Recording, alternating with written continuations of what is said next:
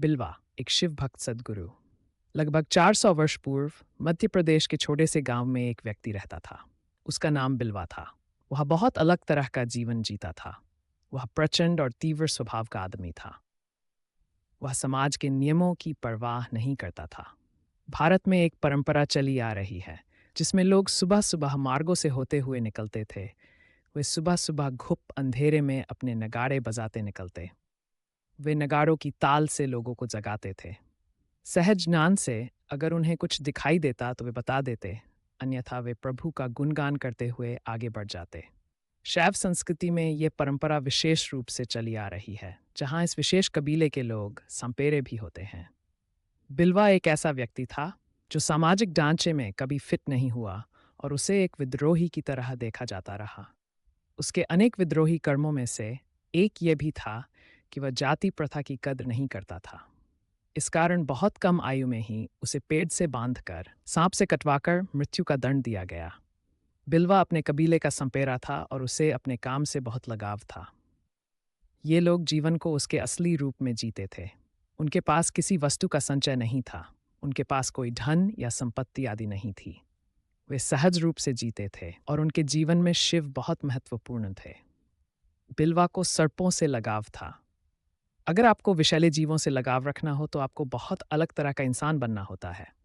किसी सर्प को चुंबन देने के लिए बहुत साहसी होना होगा।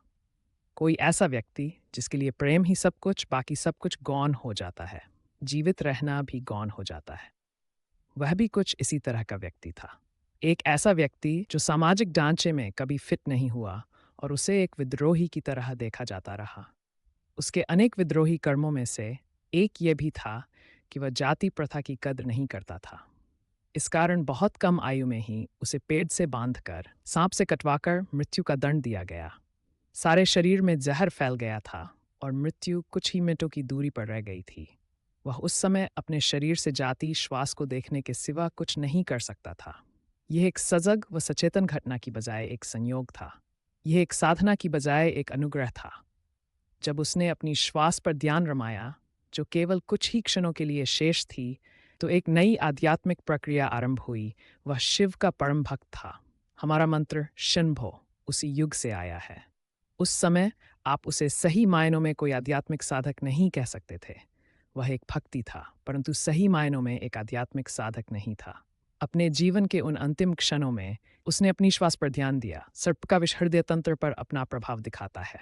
रक्त गाढ़ा हो जाता है और हृदय व श्वसन तंत्र के लिए अपना काम करना कठिन होता जाता है और फिर वे काम करना बंद कर देते हैं। सारे शरीर में जहर फैल गया था और मृत्यु कुछ ही मिनटों की दूरी पर रह गई थी।